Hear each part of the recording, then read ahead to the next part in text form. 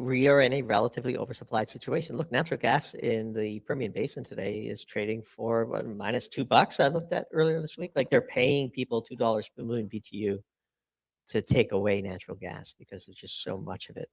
I'll look up the exact numbers as we're talking here, but natural gas across the entirety of North America, spot prices are ranging between, negative prices in Waha and maybe $1.60, $1.70. Prices in Alberta and Canada are even cheaper. The Alberta hub is at 98 cents a million BTU. It's just really incredibly cheap hydrocarbons. Look, 98 cents per million BTU is $6 a barrel oil. Like that's like the cheapest, most plentiful source of clean burning hydrocarbon energy the world has ever seen. In the absence of geopolitical risk, oil has no business trading in the 80s.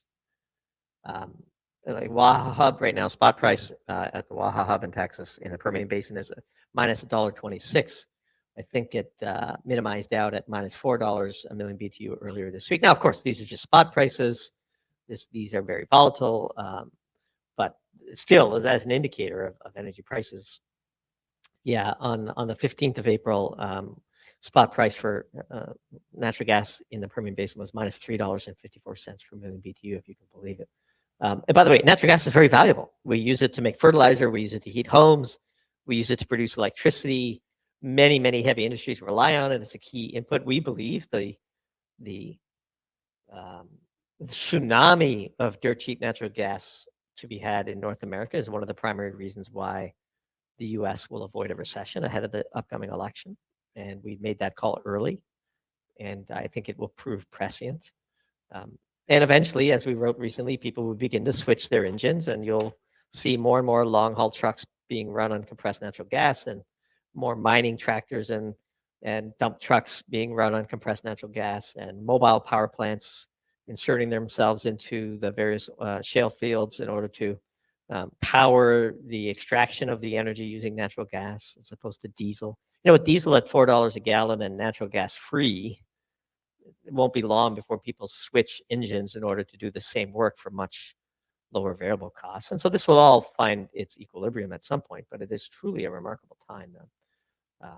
We have this contrast. So again, to your question, what would oil be if we had peace with Russia and the land pipelines flowed freely and it was announced that Nord Stream would be repaired and we had peace in the Middle East? Yeah, oil would be $30, $25 a barrel. And by the way, on an inflation adjusted basis, correcting for like 1983 or 1984 in government inflation data that Bloomberg uses for its inflation adjustment factors, is $10 oil.